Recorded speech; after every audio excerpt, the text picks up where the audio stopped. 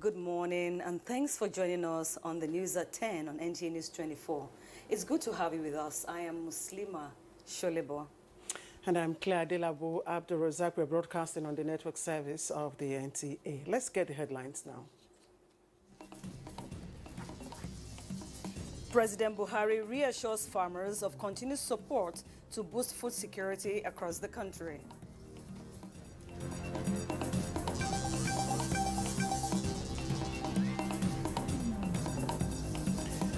Desist from issuance of the country's reserves for importation of food items and fertilizers.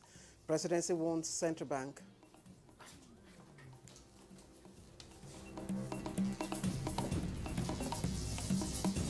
And talks between government and the joint health sector workers' unions are adjourned to the 15th of October.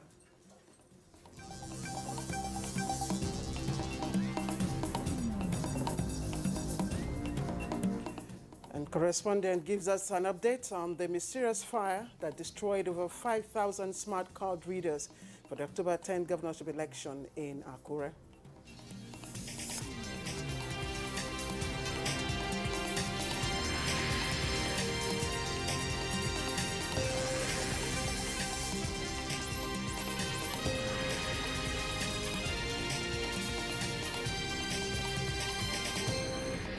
Now, there is an adage that says, nothing succeeds like success. These were the exact words used by President Muhammadu Buhari to formally congratulate the newly re-elected president of the African Development Bank, Dr. Akinwumi Adesina, who paid him a thank you visit. State House correspondent Adam Musambo has that report.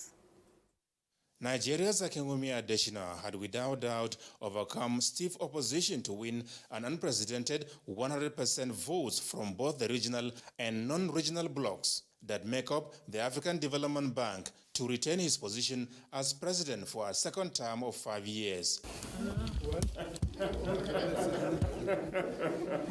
President Muhammadu Buhari had recommended Dr. Adesina and supported his election both in 2015 and this year, despite the differences in their political affiliation. The FDB president served as minister under the PDP government, and President Muhammadu Buhari belongs to the APC. Given reasons for his support, the Nigerian leader said Dr. Adesina is not only a good Nigerian and proved to be competent, but also made the nation proud. He used the opportunity to commend the bank's chief for the intervention by the financial institution in Nigeria and Africa, stressing that the infrastructural deficits the country has in roads, rail, and power could not be overcome without the support, and wished him all the best in his final term. The FDB president thanked President Buhari and Nigerians for their support, saying he is proud to be a citizen of Nigeria where his dream was born, nurtured, and supported for realization. He particularly appreciated the president for not only standing behind, but also beside him, saying no greater honor for a man than for his commander-in-chief to be his supporter-in-chief and indeed his defender-in-chief. Dr. Adesina said Nigeria gave him air when he badly needed it, and therefore pledged to always support the country in his private capacity and as president of the African Development Bank. From the State House, Adamu Sambo, NTA News. And President Muhammadu Buhari says the heightened global concern around food supply system notwithstanding, his administration will neither waive nor lose focus in its quest for food security. And speaking at a crucial meeting of the National Food Security Council, the president reassured farmers of government's continued support to the various food enhancement initiatives and many more to come. State House correspondent Adam Sambo has the details. The meeting, presided over by President Muhammadu Buhari, was in response to the recent surge in food prices with the ability to threaten genuine efforts at achieving national food security. Events in the last 6 months, for instance, occasioned by COVID-19, the president said, have demonstrated vulnerabilities to food supply systems around the world and exposed the limits of dependency on other countries. He said the wisdom by the federal government to promote self-sufficiency over the years helped significantly in averting food crises. The nation thanks our farmers for rising to the occasion and answering a national call. I am pleased to note that most Nigerians are taking advantage of the opportunities in the agriculture and the agri-business sector. I want to assure you that this government will continue to support these initiatives and many more to come. He described as delightful that in spite of the decline in GDP by 6.1% in the second quarter of 2020, the agricultural sector continued to grow because of government's targeted policies on agriculture. While our key actors in the agricultural space are championing increased hectareages under cultivation, we need to pivot our attention and resources to how we can improve yield per hectare. This new shift will be a significant boost in our determination to strengthen our objective in achieving food security. And to protect agricultural investments and boost farmers' confidence, the federal government deployed thousands of agro-rangers and integrated rural communities to the formal economy, while strategic grains reserves built and stocked from where significant quantities released to cushion the adverse impact of COVID-19 on vulnerable households and industries. Unfortunately, the recent floods have adversely impacted our preparations. Lives were lost and livelihoods were wiped away. As a government, we will do all it takes to support those impacted by this disaster. The Chief of Staff to the President, Professor Ibrahim Gambari, had informed President Buhari that he had earlier met with agricultural commodity associations to ascertain the root causes of the recent spike in food prices. We have been informed that prices are actually currently on the decline as new grains have been introduced to the market. For example, new maize, which was previously sold at 25,000 naira per bag, is now being sold between 12,000 and 17,000 naira, and is expected to fall between 7,000 and 8,000 naira per bag by November 2020. I'm confident that the commitment of the Nigerian government, ably led by President Muhammadu Buhari, and mobilization of all stakeholders, there's very strong expectation of high output during this harvest season. Because Nigerians are waking up to the belief that, yes, we should take pride in what we produce and consume what we produce. Apart from receiving update on presidential directives and initiatives aimed at protecting and further enhancing food security in Nigeria, the meeting was also briefed on the 2020 wet and dry seasons, economic sustainability interventions, humanitarian support, as well as agricultural development initiatives of the Central Bank of Nigeria. From the State House, Adamu Sambo, NTA News. And President Muhammadu Buhari has warned the Central Bank of Nigeria against issuing any kobo of the country's reserves for the importation of food items and fertilizers. The president gave the warning at a closed session of the National Food Security Council, saying he will pass it down in writing that, and I quote, nobody importing food should be given money. He emphasized the need to boost local agriculture as government rolls out the economic sustainability plans and sets goal for national food security. President Buhari also directed blenders of fertilizer to convey their products directly to state governments so as to skip the cartel of transporters undermining efforts at successfully delivering the products to users at reasonable costs. The Minister of Finance, Budget and National Planning, Dr. Zainab Ahmed, highlighted government's resolve to facilitate the cultivation of 20,000 to 100,000 hectares of new farmland in every state and support the takeoff of agro-processing to create millions of direct and indirect job opportunities. On its part, Controller General of Customs, Colonel Hamid Ali, expressed the hope of an early reopening of the partially closed borders given the progress made with neighboring states in joint border patrols, one of the key conditions by Nigeria for reopening of the borders. And thousands of smallholder farmers in Nigeria are to benefit from an agricultural initiative by the new Partnership for Africa's Development, NEPA, towards cushioning the effect of COVID-19 on food security.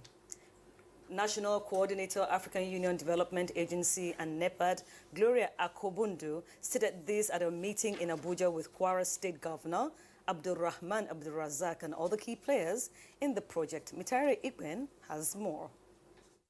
Challenges of smallholder farmers in Nigeria, which range from inadequate farming inputs to lack of capital to increase agricultural productivity and income, were compounded by the COVID-19 pandemic. The choice of Kwara State Governor Abdulrahman Abdulrazak as Chairman, National Steering Committee on Strengthening Smallholder Farmers in Nigeria, an initiative of the African Union Development Agency, necessitated this meeting with key players to fine-tune implementation strategies. Over 90% of the farmers in Nigeria are smallholders, and that is the target. Now, in terms of benefits, the whole idea is to make subnational governments committed. How do you commit somebody? Make him part of it by providing counterpart funding. It shows seriousness to the project.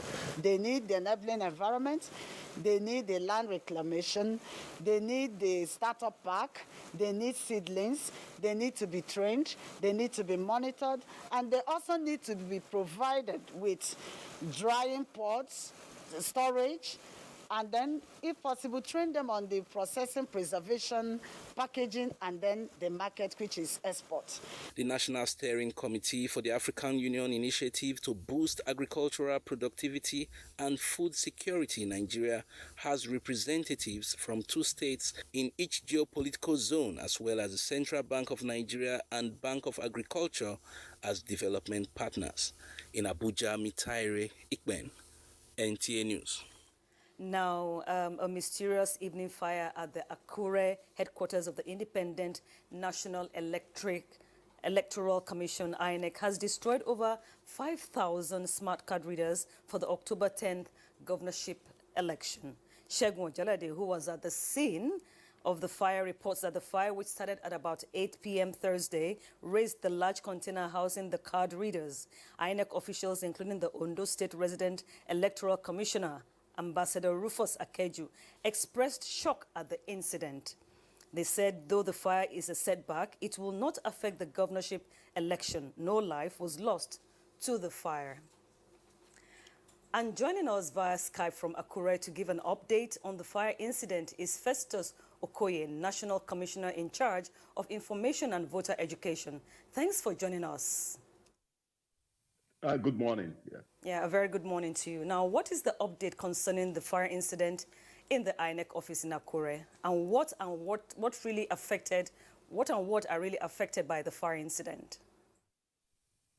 The fire incident started around 7:30 p.m. yesterday, and it engulfed a container housing the smart card readers we intend to use for the conduct of the Ondo governorship election. We had a total of 5,141 smart card readers in the said container. So it was that particular container that was affected, but we are grateful to officers from the Ondo State Fire Service, from the fire service stationed at the Akure Airport, and from the fire service from Ilesha, who battled and were able to put off the fire. The fire was contained around 12 midnight before we left the scene. So we lost a total of 5,141 smart card readers to the inferno. All right, Mr. Okoye, this will not be the first time that we're going to experience fire, outbreaks, and specifically at very strategic offices of INEC, very close to election period. Have we taken time to really decipher what could be the trigger and why?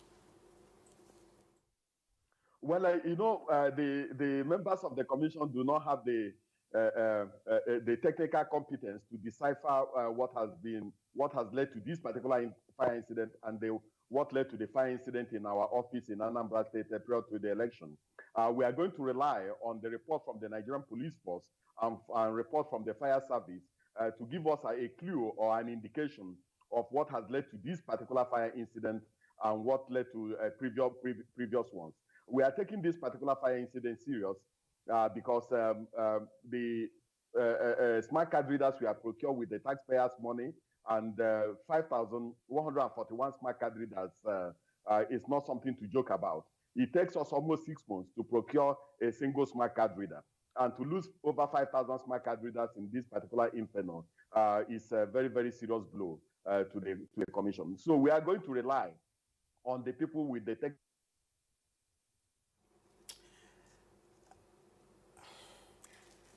Now, to what extent will this incident affect? Well, we'll now call for a very short break. I will be back with more stories. Stay with us.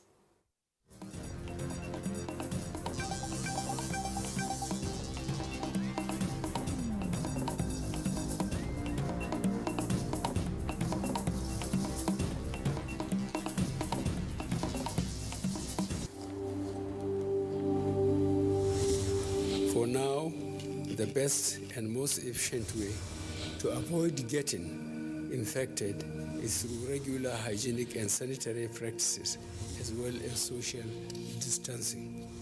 As individuals, we remain the greatest weapon to fight this pandemic. By washing our hands regularly with clean water and soap, disinfecting frequently used surfaces and areas, coughing into a tissue or elbow, and strictly adhering to infection prevention control measures in health facilities, we can contain this virus.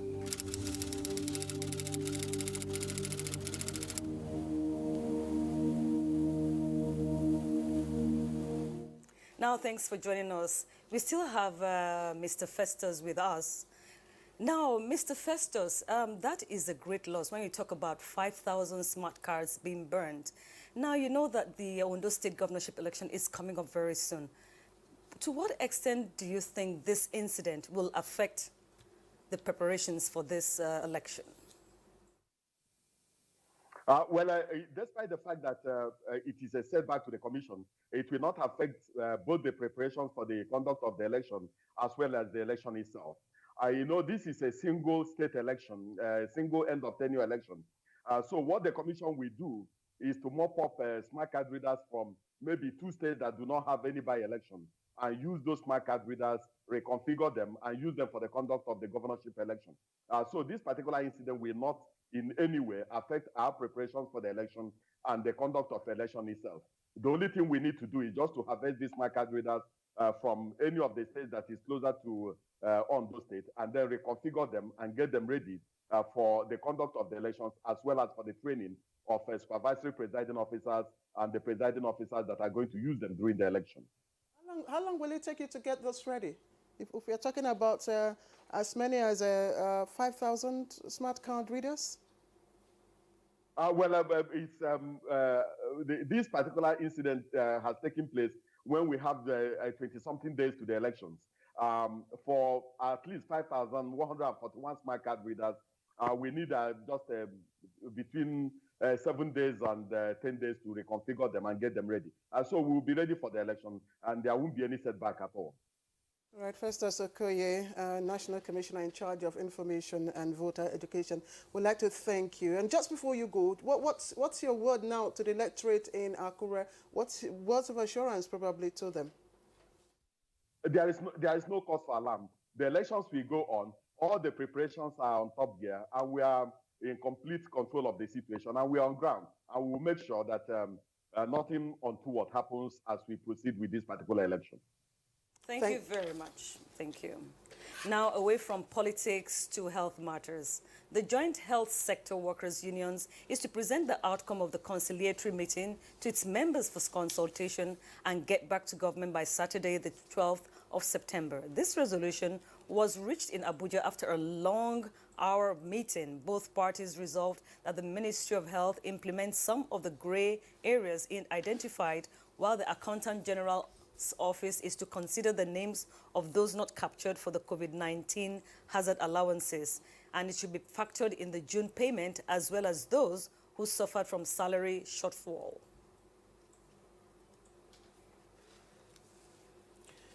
And the Nigerian Immigration Service Cross River State Command is displaced with the manner traditional rulers and top government personnel confer indigenship on foreign nationals without due process and national interest considerations.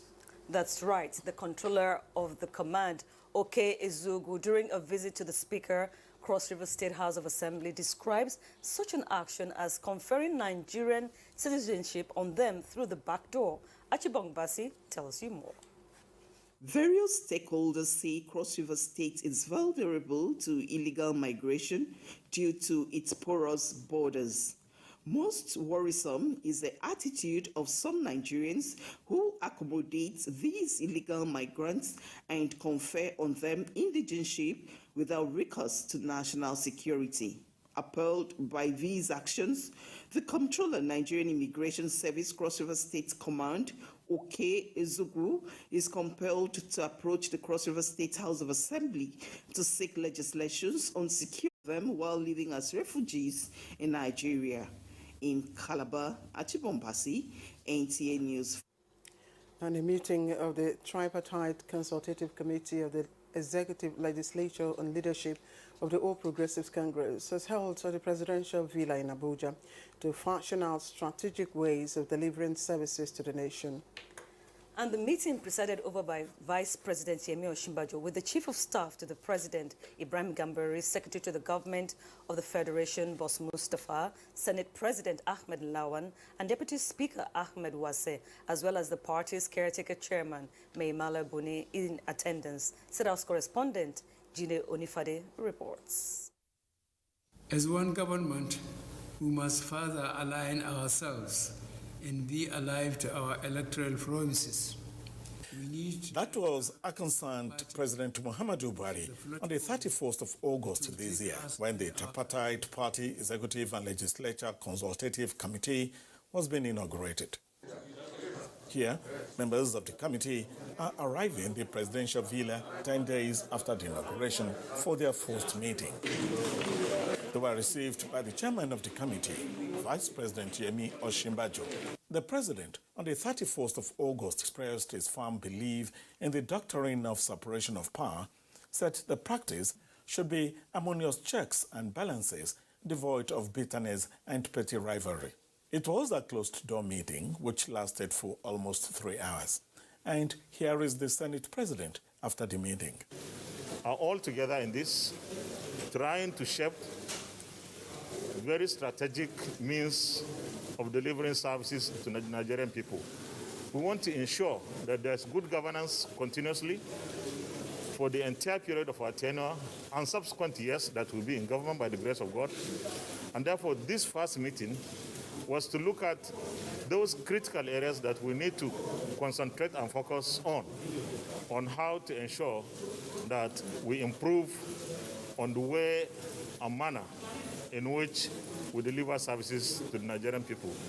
The president, during the inauguration of this committee, said he placed great faith in the committee to help improve governance and achievements to the people. And this trust, the committee says, they will not betray. In the State House, Jide Onifade, NTA News. Now let's bring you up to business. Stakeholders in the power sector call for proper understanding between electricity distribution companies and consumers. Now let's join Ronami Eginarani for more details.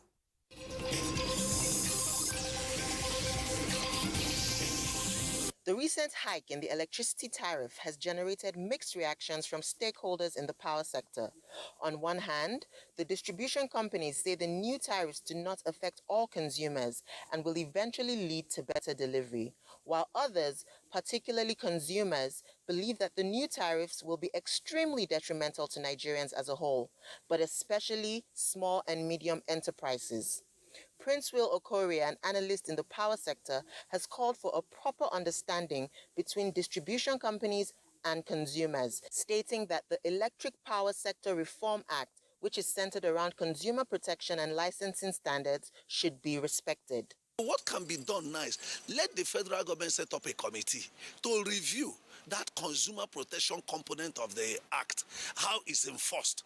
And then the federal government need to really come up with a position, and NEC need to really do what is needful by setting up electricity consumer protection centers. Meanwhile, on the stock market on Thursday, 10th September 2020, all-share index went up 0.38%, closing at 25,520 points, compared to Wednesday's 25,424 points. Market capitalization closed at 13.3 trillion naira, gaining about 1 trillion naira from Wednesday. Gains made were as a result of top-tier stocks like Zenith Bank, MTN Nigeria, and Guarantee Trust Bank.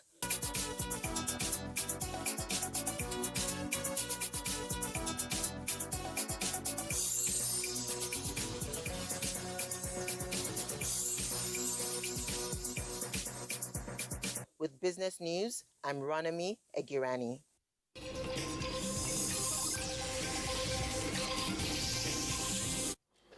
Let's turn attention to National Assembly matters, and the Ministry of Industry, Trade and Investment is re-strategizing to shore up revenue for the Federation, especially through increased product concept and manufacturing.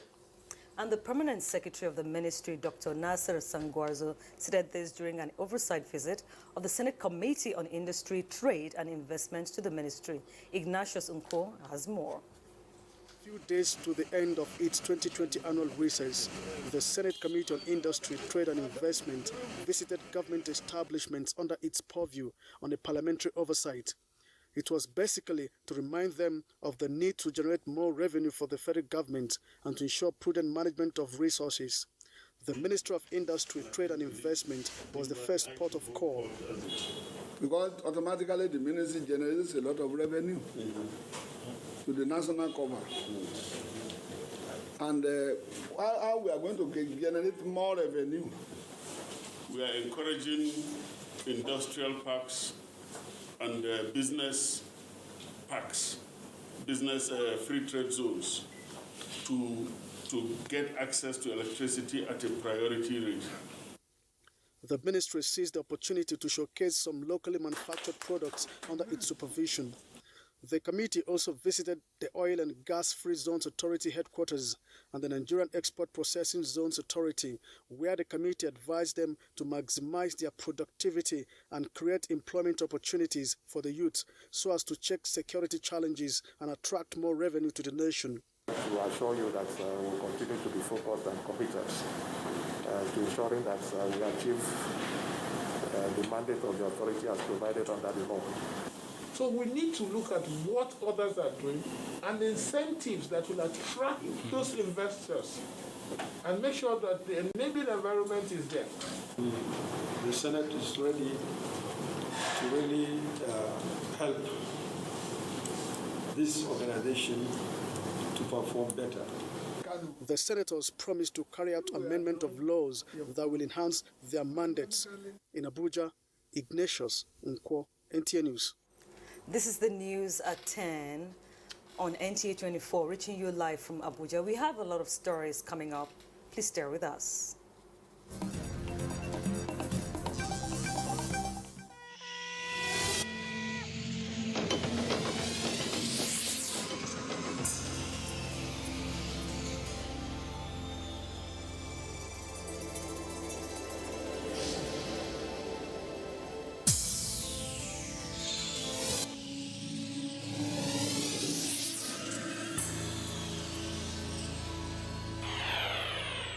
NTA, you can't beat the rich.